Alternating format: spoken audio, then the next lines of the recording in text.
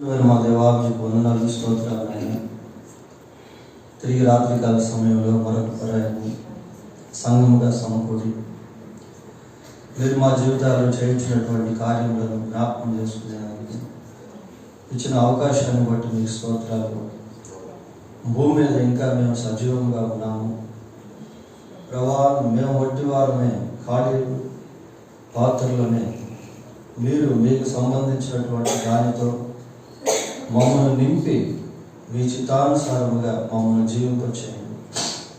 మేము మరణించిన తర్వాత ఈ భూమి మీద ఎవరికి ఉపయోగకరంగా ఉండలేము కనుక బ్రతుకున్నప్పుడే మీకు మహిమకరంగా జీవించుటకు, అనేకులకు దేవునికరంగా జీవించుటకు కృప దయచేయండి. మాకు ఇవ్వబడిన ఈ శరీరాల్లో ఉన్నటువంటి ఆరోగ్యము మీ నిమిత్తము ఖర్చు చేయగలుగుటకు సహాయం చేయండి.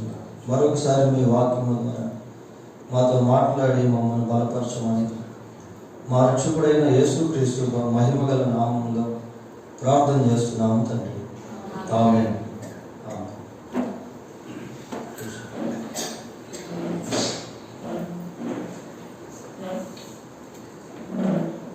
బైబిల్ గ్రంథంలో నుండి 30వ కీర్తన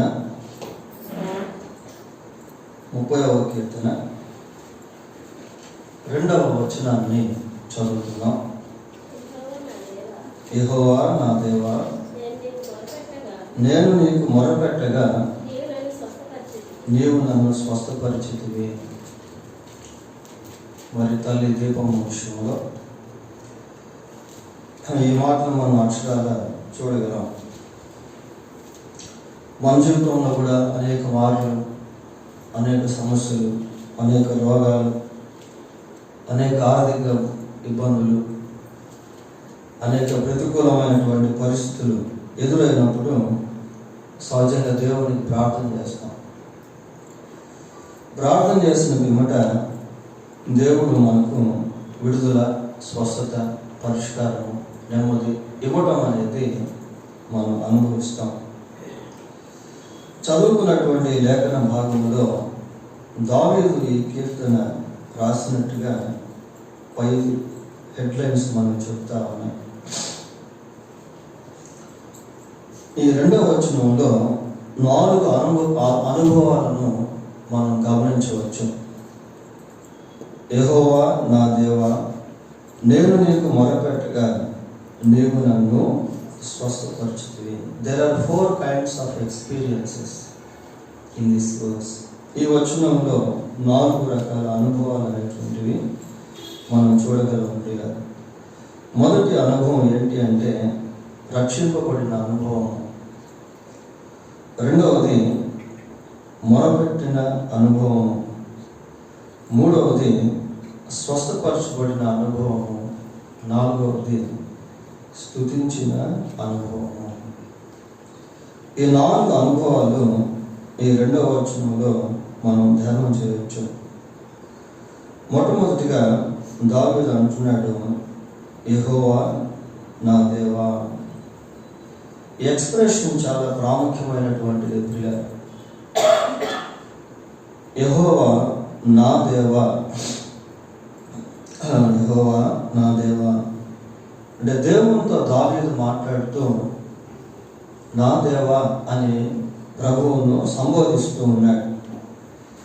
ఈ నా దేవా అనేటువంటి ఎక్స్ప్రెషన్ ఎలాంటిది అంటే దేవుణ్ణి అంగీకరించినటువంటి అనుభవం.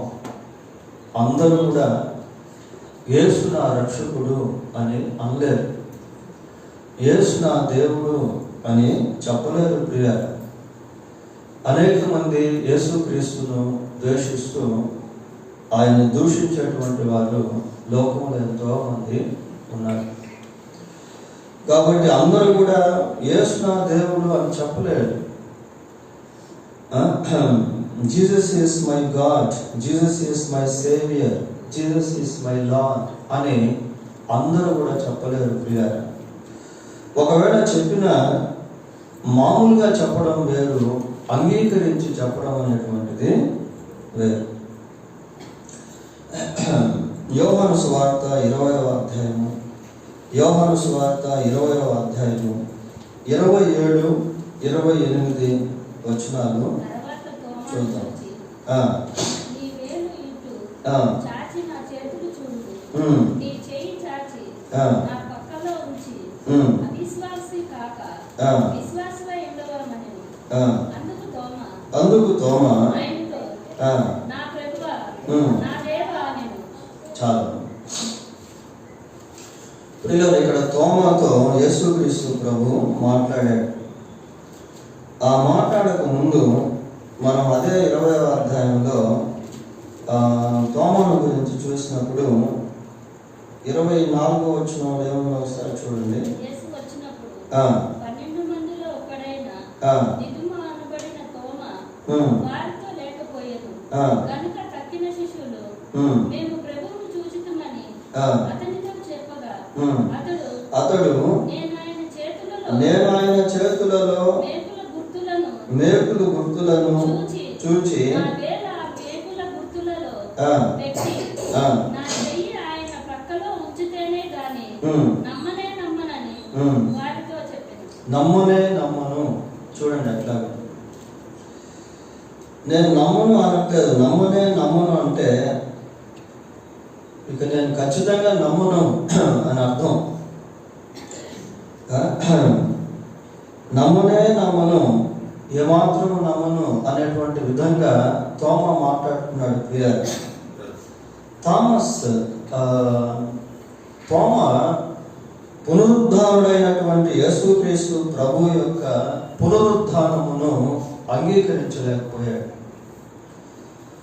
మిగతా శిష్యులు అంటున్నారు, మేము ప్రభువును చూసాం బాబు అంటూ ఉంటే తోమా అంటున్నాడు, లేదు, ఆయన చేతుల్లో ఆ మేకులు గుర్తు నాకు నేను చూడకపోతే, ఆయన ప్రక్కలో ఉన్న ఆ బల్లెట్టు పువ్వోటు గుర్తు నేను చూడకపోతే ఆయన నేను నమ్మను. ఆ తర్వాత యేసుక్రీస్తు ప్రభు మళ్ళీ తోమాను ప్రత్యేకంగా చూచి మాట్లాడు, నీ వేలు ఇటు చాచి నా చేతులు చూడు, నీ చెయ్యి చాచి నా ప్రక్కలో ఉంచి అవిశ్వాసిని కాక ఏమంటున్నాడు, విశ్వాసివై ఉండమని. చాలా మంచి మాటలు ప్రియులారా.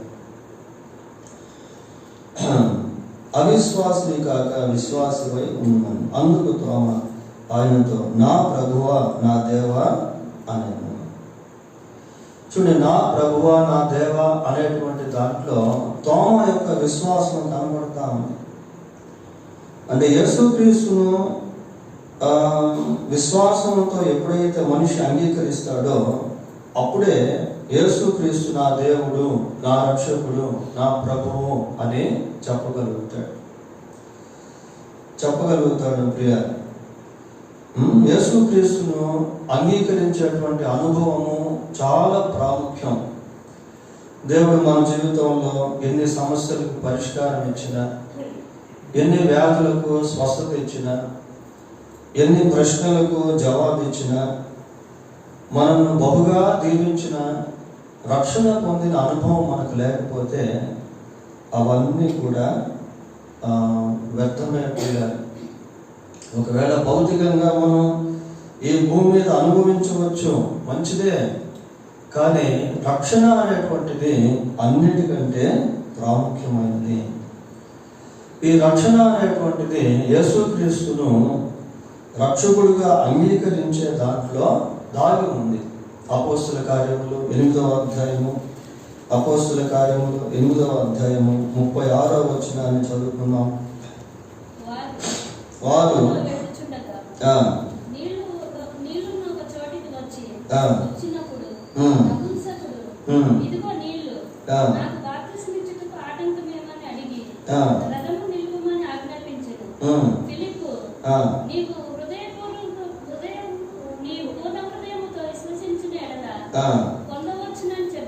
చాలు, నీ పూర్ణ హృదయముతో విశ్వసించిన ఎడల పొందవచ్చునని చెప్పాను.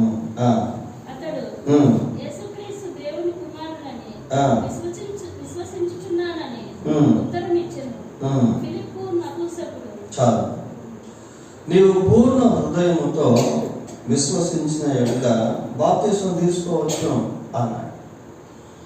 అప్పుడు నపుంసకుడు ఏమన్నాడు? విశ్వసించుచున్నాను. చదవండమ్మా, ఇక్కడ ఫుట్ నోట్స్ వేరుగా కింద ఫుట్ నోట్స్ ఏముంది? కొన్ని కొత్త బైబిల్, తెలుగు బైబిల్స్ కొంచెం డిఫరెంట్గా ఉంటుంది. ఇక్కడ కింద ఫుట్ నోట్స్ ఏముంది? ఇంకోసారి చదవండి. మీరు ఇందాక చదివారు కదా.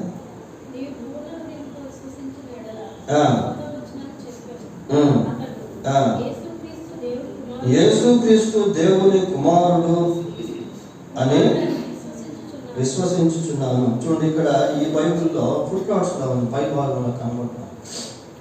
యేసుక్రీస్తు దేవుని కుమారుడు అని విశ్వసించుచున్నాను అని చెప్పాడు పిల్లలు. యేసుక్రీస్తు దేవుని కుమారుడు అంటే దేవుడు అని అర్థం. దేవుని కుమారుడు ఈజ్ ఈక్వల్ గాడ్, దేవుడు అని అర్థం. The son of God is equal God. అంటే యేసుక్రీస్తును దేవుడుగా అంగీకరించాడు, రక్షకుడిగా అంగీకరించాడు. ఎప్పుడు సహజంగా బాప్తీసం తీసుకోవాలి అని అంటే, నమ్మి బాప్తీసం పొందిన వాడు రక్షింపబడును. అలాగే అపోస్తల కార్యం 2:38 కూడా బాప్తీసం గురించి మనం చూస్తాం. ఏమన్నది అక్కడ? మీరు మారు మనసు పొంది పాప క్షమాపణ నిమిత్తము ప్రతివాడు యేసుక్రీస్తు నామమున బాప్తిస్మము పొందుడి, అప్పుడు మీరు పరిశుద్ధాత్మ వరము పొందుడి. మారు మనసు పొంది ప్రతివాడు యేసుక్రీస్తు పాప క్షమాపణ నిమిత్తం ప్రతివాడు యేసుక్రీస్తు నామమున బాప్తిజం పొందాలి.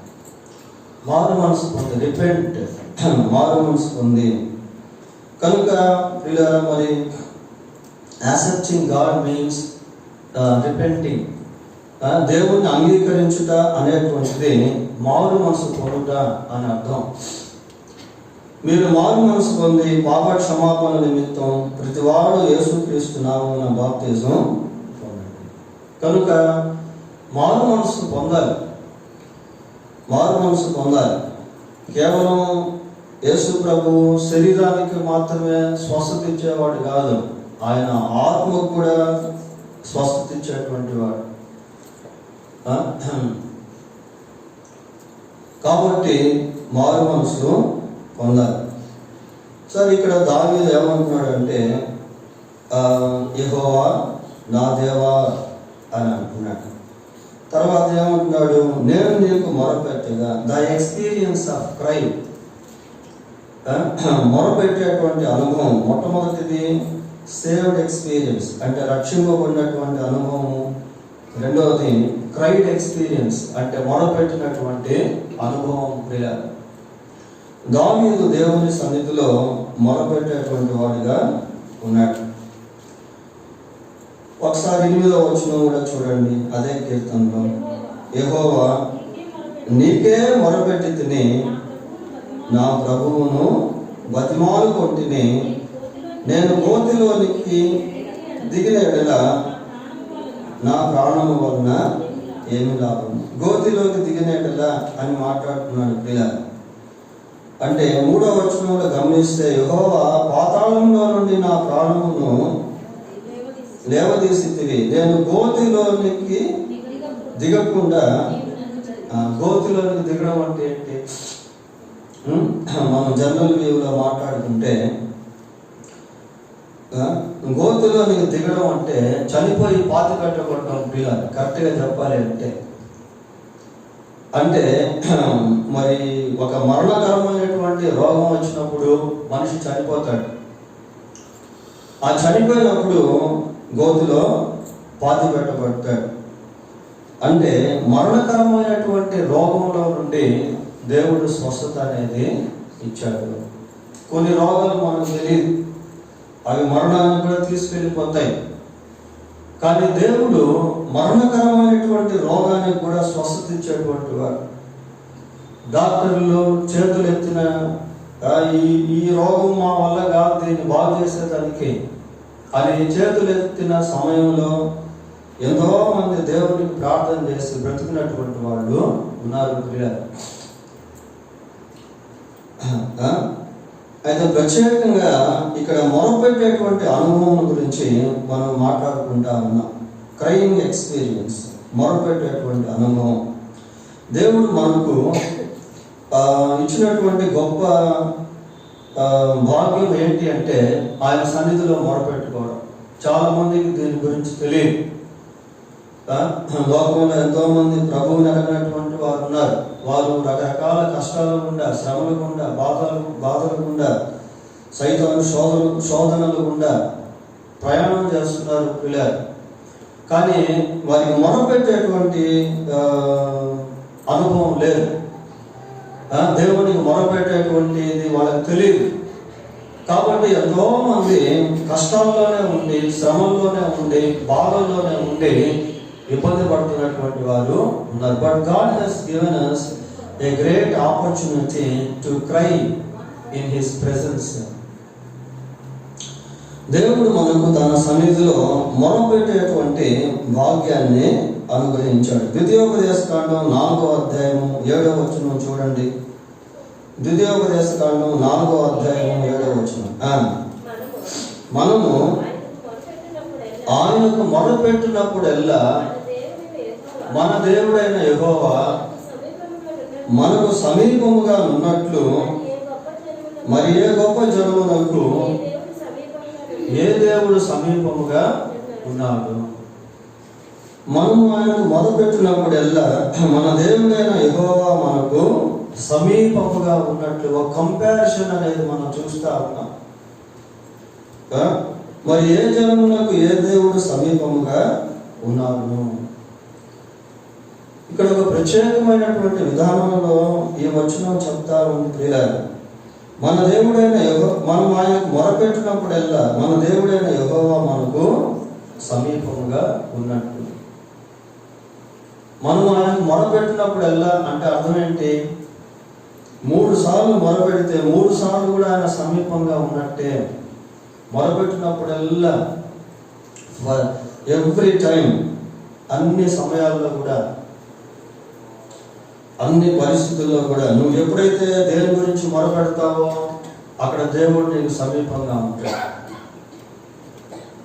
దేవుని యొక్క సన్నిధిని అనుభవించేటువంటి వ్యక్తిగా ఉంటావు. యేసు ప్రభు అన్నాడు, నా నామంలో ఏది అడిగినా నేను చేస్తాను అన్నాడు. కాబట్టి crying experience is a greatest experience. మొరపెట్టేటువంటి అనుభవము ఒక ఉన్నతమైనటువంటి అనుభవం ప్రియులారా. అది చాలా మందికి లేదు. లోకంలో దాని గురించి అనేక మందికి తెలియదు. కాబట్టి ఎంతో మంది సమస్యల్లో ఉన్నటువంటి వాళ్ళు సమస్యల్లోనే జీవిస్తూ ఉన్నారు. వ్యాధిగ్రస్తులైనటువంటి వారు వ్యాధిగ్రస్తులుగానే మిగిలిపోతున్నారు. అయితే ప్రత్యేకంగా ఇక్కడ మనం ఈ వచనంలో గమనించేది ఏంటంటే, నేను నీకు మొరపెట్టగా నీవు నన్ను స్వస్థపరిచితివి. నేను నీకు మొరపెట్టుగా అంటే he has such kind of experience. దావీదు అటువంటి అనుభవాన్ని కలిగి ఉన్నాడు అనేది ఇక్కడ మనం చూస్తా ఉన్నాం. దావీదు ఈ మొరపెట్టేటువంటి అనుభవాన్ని తరచుగా కలిగి ఉండేవాడు. ఈ మొరపెట్టుట అనేటువంటిది వివిధ రకాలుగా దావీదు యొక్క జీవితంలో మనం చూడగలుగుతాము ప్రియులారా. ఎన్నోసార్లు సౌలు దావీదును తరిమిన సందర్భాలు బైబిల్లో మనకు కనిపిస్తాయి. ఎంతో మంది శత్రువులు దావీదును హతమార్చాలనే ప్రయత్నాలు జరిగిన సందర్భాలు మనకు కనిపిస్తాయి. అజానుభావుడిగా కనిపించే గొల్లియాతు దావీదును చంపాలనే ప్రయత్నం మనం బైబిల్లో చూస్తాం.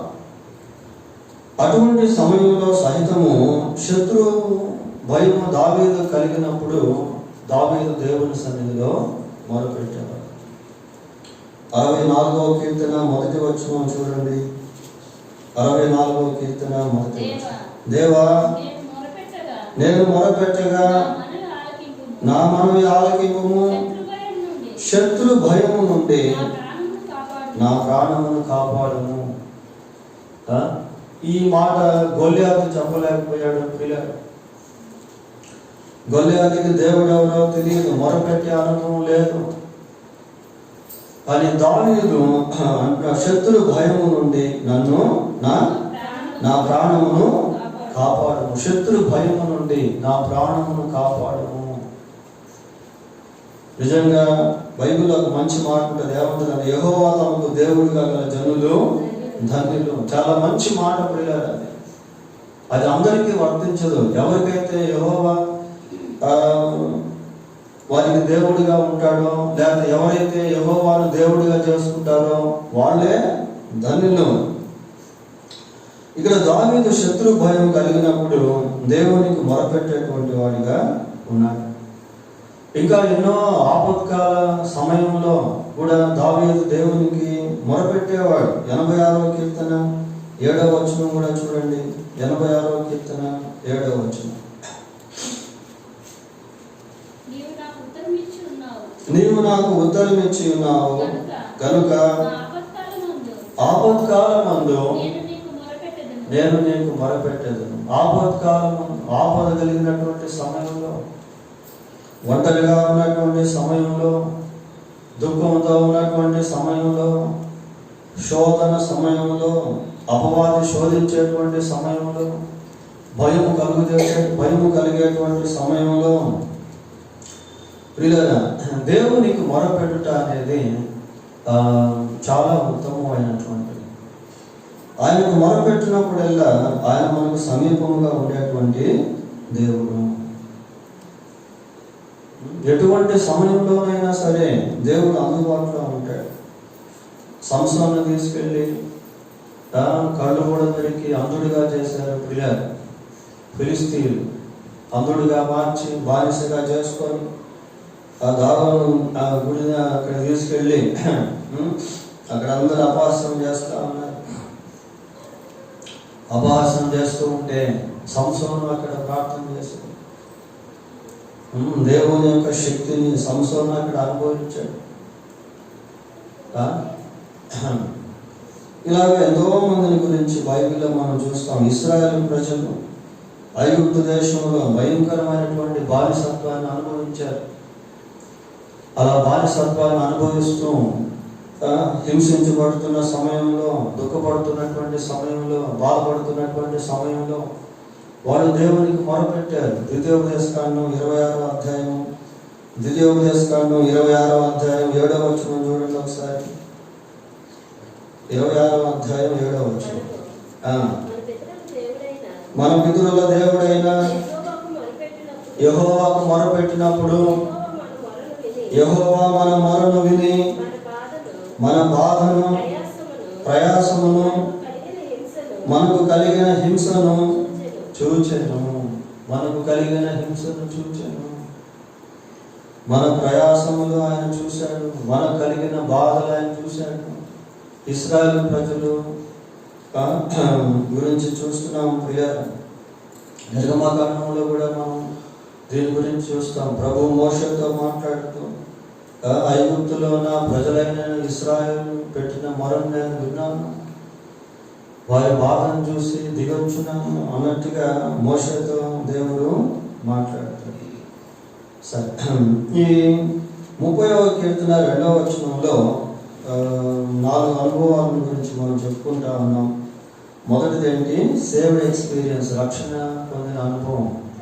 రెండవది క్రైడ్ ఎక్స్పీరియన్స్, మొరపెట్టినటువంటి అనుభవం. మూడవది హీల్డ్ ఎక్స్పీరియన్స్, అంటే స్వస్థపరచబడిన అనుభవము. నేను నీకు మొరపెట్టగా నీవు నన్ను స్వస్థపరిచితివి. అంటే అర్థం ఏంటి? స్వస్థతను అనుభవించాడనా? అనుభవించలేదనే? అనుభవించాడు ప్రియులారా. అది పాస్ట్ టెన్స్లో మనకు కనిపిస్తా ఉంది. అంటే మొరపెట్టక ముందు వ్యాధిగ్రస్తుడే, మొరపెట్టిన తర్వాత స్వస్థచిత్తుడు. అంతే కదా. వ్యాధి వచ్చింది కాబట్టి మొరపెట్టాడు కాబట్టి స్వస్థతను పొందాడు. కొన్ని బైబిల్లో మనకు కనబడవు ఆ పదాలు, కానీ దాన్ని మనం తీక్షణంగా పరిశీలించినప్పుడు గతంలో ఉన్నటువంటి పరిస్థితి, మొరపెట్టినటువంటి పరిస్థితి, తర్వాత ఉన్నటువంటి పరిస్థితిని మనం చూడగలుగుతాం. నేను నీకు మొరపెట్టగా నీవు నన్ను స్వస్థపరిచితివి అని అంటే దేవుని యొక్క స్వస్థతను అనుభవించినటువంటి దేవుని యొక్క స్వస్థతను పొందుకున్నటువంటి అనుభవము ప్రియులారా, హీల్డ్ ఎక్స్పీరియన్స్ అది. హీల్డ్ ఎక్స్పీరియన్స్, దేవుని యొక్క స్వస్థతను పొందుకున్నటువంటి అనుభవం. మార్క్స్ వార్త 5వ అధ్యాయము, మార్క్స్ వార్త 5వ అధ్యాయము. ఇక్కడ ఒక స్త్రీని మనం చూస్తాం, 12 సంవత్సరాల రక్తస్రావ రోగంతో బాధపడుతున్నటువంటి స్త్రీ. 5వ అధ్యాయం 29వ వచనం చదవండి. వెంటనే ఆమె రక్తధార కట్టెను కనుక, చూడండి, తన శరీరములోనే ఆ బాధ నివారణ అయినదని గ్రహించుకొని, శరీరములో తన శరీరములో దేవుని యొక్క స్వస్థత వెళ్ళింది, దేవుని యొక్క ప్రభావము వెళ్ళింది. ఆమె శరీరములో దేవుని యొక్క ప్రభావం వెళ్ళి ఆమె శరీరంలో ఉన్నటువంటి ఆ రక్తస్రావం అనేటువంటిది తగ్గిపోయింది, బాధ నివారణ అయిపోయింది, రోగం వెళ్ళిపోయింది. So she also has the same experience. అదే అనుభవము, స్వస్థపరచబడినటువంటి అనుభవాన్ని ఆ స్త్రీ కలిగి ఉంది ప్రియులారా. ఇప్పుడు ఎవరైనా వచ్చి ఆమె దగ్గరికి, అమ్మా నువ్వు 12 సంవత్సరాల నుంచి రక్తస్రావ రోగంతో బాధపడుతూ ఉంటుంది, ఎంతో మంది వైద్యులను సంప్రదించావు కదా, ఎంతో ధనాన్ని కూడా ఖర్చు చేశావు కదా, ఇప్పుడు నీకు ఈ స్వస్థత ఎలాగొచ్చింది అంటే ఆమె ఏం చెప్తుంది? యేసు ప్రభు నాకు స్వస్థత ఇచ్చాడు. యేసు ప్రభు వస్త్రంలో స్వస్థత లేదు ప్రియులారా, ఆ వస్త్రాన్ని ధరించిన యేసు ప్రభువులో స్వస్థత అనేది, ప్రభావము వస్త్రంలో నుండి వెళ్ళలేదు కానీ ప్రభువులో నుండి వెళ్ళింది.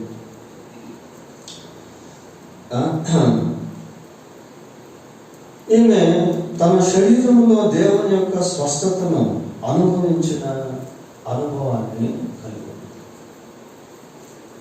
లూకా సువార్త 17వ అధ్యాయము, లూకా సువార్త 17వ అధ్యాయము. ఇక్కడ 10 మంది కుష్టు రోగులు మనకు కనిపిస్తారు. ప్రభుతో వారు మాట్లాడారు, ప్రభు వారితో మాట్లాడాడు, వాళ్ళు వెళ్తూ ఉండగా శుద్ధులైపోయారు. 15వ వచనం చదవండి. లూకా సువార్త 17:15. వారిలో ఒకడు తనకు స్వస్థత కలుగుట చూచి, he experienced the healing of God. తనకు స్వస్థత కలుగుట చూచి అంటే అర్థం ఏంటి అంటే, he tasted that he was healed. తనకు స్వస్థత కలిగింది అనేది అనుభవించాడు ప్రియులారా. మరి ఏ విధంగా అతనికి ఆ గుర్తింపు వచ్చిందో మనకు తెలియదు. ఒకవేళ కుష్టు వ్యాధితో రసిక కారుతూ ఉందేమో, బాధ పడుతున్నాడేమో మనకు తెలియదు.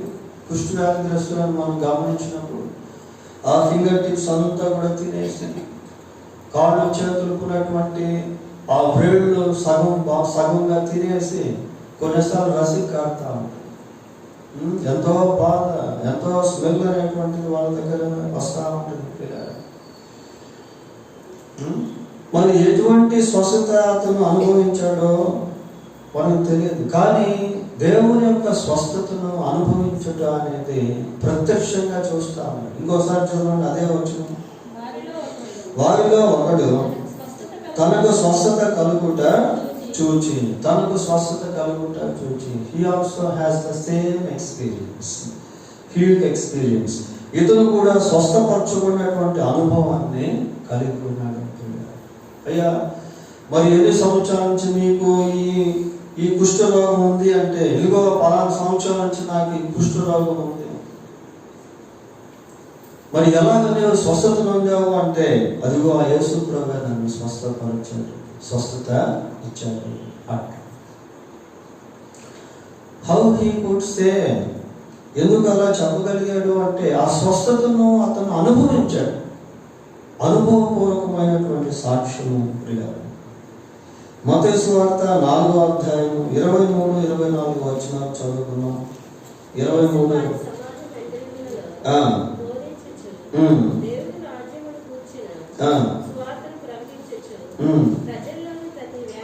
ప్రజల్లోని ప్రతి వ్యాధిని, రోగమును స్వస్థపరచుచు గలిలయ ఎన్నంతటా ఆ, సంచరించెను. ఉమ్, ఆయన కీర్తి సిరియా దేశమంతటా వ్యాపించెను. ఆ, నానా విధములైన రోగములు, నానా విధములైన రోగముల చేతను వేదనల వేదనల చేత చేతను పీడింపబడిన పీడింపబడిన వ్యాధిగ్రస్తులందరినీ దయ్యం పట్టిన వారిని చాంద్ర రోగులను పక్షవాయు గల వారిని వారు ఆయన యొద్దకు తీసుకొని రాగా ఆయన వారిని స్వస్థపరిచెను. ఆయన వారిని స్వస్థపరి ఇక్కడ ఒక పెద్ద జన సమూహం మనకు కనిపిస్తా ఉంది. దయ్యాల చేత బంధించబడినటువంటి వాళ్ళు, వేదనల చేత పీడించబడుతున్నటువంటి వాళ్ళు, చాంద్ర రోగులు, పక్షవాయువు కలిగినటువంటి వారు, రకరకాల వ్యాధిగ్రస్తులు ఇక్కడికి ప్రభు దగ్గరికి వచ్చినప్పుడు వారందరినీ కూడా ప్రభువు స్వస్థపరిచారు. వాళ్ళందరినీ వరుసగా నిలబెట్టి వాళ్ళ రోగాల గురించి విచారించి మీరు ఎలాగ స్వస్థత పొందారు అని అంటే వాళ్ళందరూ ఏకధాటిగా ఒకే ప్రభువుని గురించి సాక్ష్యం ఇస్తారు. యేసు ప్రభువే నన్ను స్వస్థపరిచాడు అని కొద్దిమంది అంటే, యేసు ప్రభువే ఈ దయ్యాల నుంచి నన్ను వెళ్ళగొట్టాడని కొద్దిమంది అంటారు, యేసు ప్రభు ద్వారానే ఈ వేదన నుంచి విడుదల పొందానని మరికొద్దిమంది అంటారు. అంటే వాళ్ళందరికీ కూడా ఆ అనుభవం అనేటువంటిది వచ్చింది. అనుభవపూర్వకమైనటువంటి సాక్ష్యాలు. కొంత చివరిగా 4వదిగా ఏమని చెప్పాను? స్తుతించే అనుభవం. మరి స్తుతించే అనుభవం ఇక్కడ ఉందా? చూడు, మనం ఒకసారి ఆ వచనాన్ని గమనిస్తే, యెహోవా నా దేవా, నేను నీకు మొరపెట్టగా నీవు నన్ను స్వస్థపరిచితివి, నీవు నన్ను స్వస్థపరిచితివి అని ఒప్పుకోవడంలోనే దేవుని ఘనపరచడం, దేవుని స్తుతించడం. అసలు కీర్తన అని ఎందుకు అంటాం దీన్ని అంటే, అది స్తుతించేటప్పుడే అది కీర్తనగా ఉంటుంది. 66వ కీర్తన 17వ వచనం ఒకసారి చూడండి.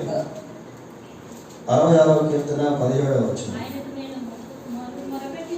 ఆయనకు నేను మొరపెట్టి తిని అప్పుడే నా నోట శ్రేష్టమైన కీర్తన. ఆయనకు నేను మొరపెట్టాను, అప్పుడే నా నోట శ్రేష్టమైన కీర్తన ఉండేది. Pricing God. దేవుని స్తుతించడం ప్రియ. దావీదు యొక్క జీవితంలో దేవుణ్ణి స్తుతించేటువంటి అనుభవాలు కోకొల్లలుగా మనకు కనిపిస్తాయి. దేవుడు చేసిన మేలుకు సాక్ష్యం ఇస్తే అది దేవుణ్ణి స్తుతించినట్టే. దేవుడు చేసిన మేలును బట్టి ప్రభు కృతజ్ఞతాస్తులు చెల్లిస్తే అది కూడా ప్రభువును స్తుతించినట్టే, ఆరాధించినట్టే. దేవుడు చేసినటువంటి మేలును ఇతరులతో పంచుకున్నప్పుడు, దేవుడు నన్ను ఈ విధంగా స్వస్థపరిచాడని చెప్పినప్పుడు అది కూడా దేవుడిని మహిమపరిచినట్టే, స్తుతించినట్టే ప్రియ. కనుక మన జీవితంలో కూడా అది ఏదైనప్పటికీ సరే, దేవుని ద్వారా పొందిన మేలును బట్టి ప్రభువును మనం స్తుతించాలి, ప్రభువును మనం కొనియాడాలి, ప్రభువును మనం కీర్తించాలి. In every part of our life we should glorify God, we should praise God. మన జీవితంలోని ప్రతి భాగంలో కూడా మనం ప్రభువును స్తుతించేటువంటి వారముగా ఉండాలి ప్రియులారా. ఆయన ద్వారా మనం భూమి మీద సజీవముగా ఉన్నాం. ఆయన ఇస్తున్నటువంటి గాలిని బట్టి, నీరుని బట్టి, వస్త్రాన్ని బట్టి, ఆహారాన్ని బట్టి, స్వస్థతను బట్టి, ఆరోగ్యాన్ని బట్టి, కుటుంబ జీవితాన్ని బట్టి, సంఘాన్ని బట్టి, for everything we must praise God. అన్నిటిని బట్టి కూడా దేవుణ్ణి మనం స్తుతించే వారంగా ఉంటాం. ఇంకా ఆ కీర్తనను మనం చదువుకుంటూ వెళితే చివరి వచనానికి వచ్చేసరికి ఏమంటున్నాడో చదవండి. నీవు నా గోనె పట్ట విడిపించి సంతోష వస్త్రములు నన్ను ధరింపచేసి ఉన్నావు, యెహోవా నా దేవా, నిత్యము నేను నిన్ను స్తుతించి. ప్రైజ్ ఇక్కడ మనం చూస్తాం. పై భాగంలో స్వస్థత గురించి మాట్లాడు.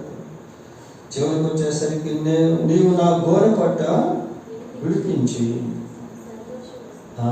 గోనె పట్ట ఆ రోజుల్లో దుఃఖం కలిగినప్పుడు, ఎవరైనా చనిపోయినప్పుడు, బాధ కలిగినప్పుడు, విచారణ కలిగినప్పుడు, ఏదైనా కోల్పోయినటువంటి సమయంలో ప్రజలు గోనె పట్ట ధరించుకున్నారు.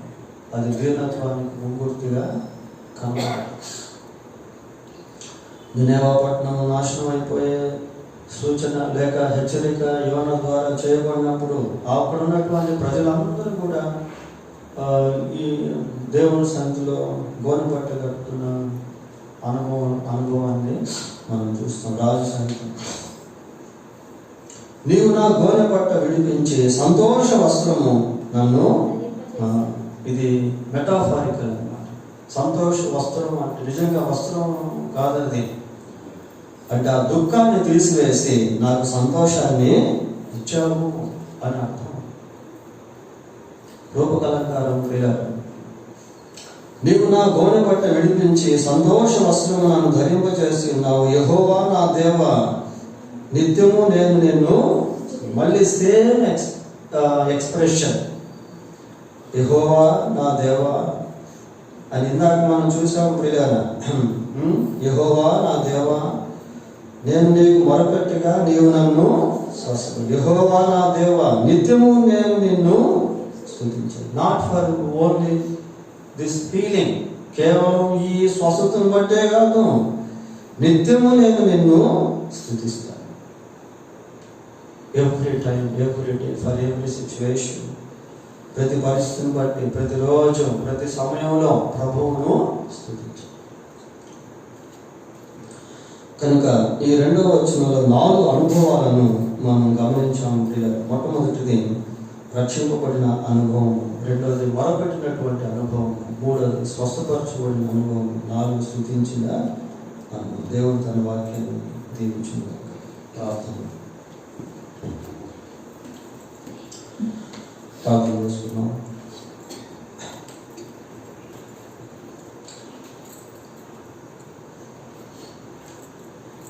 పరిశుద్ధుడైన మా దేవా, మీకు వందనాలు, స్తోత్రాలు. ఆయన మీ వాక్యాన్ని ధ్యానం చేసినప్పుడల్లా ఎన్నో విషయాలు మీరు మాతో మాట్లాడుతూ వస్తున్నారు. ఈ రాత్రి సందేశంలో మొదటిగా రక్షణను గురించి జ్ఞాపకం చేసుకున్నాం. మీ సన్నిధికి ఎన్ని మార్పులు వచ్చినా, ఎన్ని సందేశాలు విన్నా, ఎన్ని పాటలు పాడినా, ఎంత కానుక ఇచ్చినా, మారు మనసు పొందకపోతే, రక్షింపబడకపోతే, ప్రభా ఆయన మా జీవితంలో ఎంతో దౌర్భాగ్యులము ఆయన. కనుక ఇంకా ఎవరైనా రక్షింపబడకపోతే ఆయన నేడే రక్షణ దినం, ఇదే అనుకూల సమయం అని మీ వాక్యం సెలవిస్తాం. అటు వారికి ఆ రక్షణను గురించిన గ్రహింపును దయచేయండి ప్రభా. మా జీవితంలో మీరు మీకు మొరపెట్టినప్పుడల్లా మీరు మాకు సమీపంగా ఉన్నావు. అందును బట్టి మీకు స్తోత్రాలు చెల్లిస్తూ ఉన్నాం ప్రభా. ఎంత గొప్ప దేవుడు నాయన, అందును బట్టి మీకు కృతజ్ఞతాస్తులు చెల్లిస్తూ ఉన్నాం. మీ ఎందుకు మాకు ఇచ్చిన గొప్ప ధన్యతను బట్టి మీకు స్తోత్రాలు ప్రభా. ఏ విషయాల్లో మీ సన్నిధిలో మీ పాదాలు పట్టుకోవాలో మాకు నేర్పించమని ప్రార్థిస్తూ ఉన్నాం ప్రభా. సహాయం చేయండి, కనికరించండి. మీకు మొరపెట్టడమే కాదు కానీ మా మొరను మీరు విని కార్యం చేసేటువంటి దేవుడు. అందును బట్టి కూడా మీకు స్తోత్రాలు చెల్లిస్తూ ఉన్నాం. మీ కార్యములు వివిధ రకాలుగా మేము అనుభవించేవారుగా ఉన్నాం. అందును బట్టి కూడా మీకు స్తోత్రాలు ప్రభా. మా హృదయాలు నిత్యం స్తుతితో నింపబడినట్లుగా సహాయం చేయండి. మీ సన్నిధి మాకందరికీ తోడుగా ఉంచున్నాం. మా రక్షకుడైన యేసుక్రీస్తు దివ్యమైన నామంలో ప్రార్థన చేస్తున్నాము తండ్రి. ఆమేన్.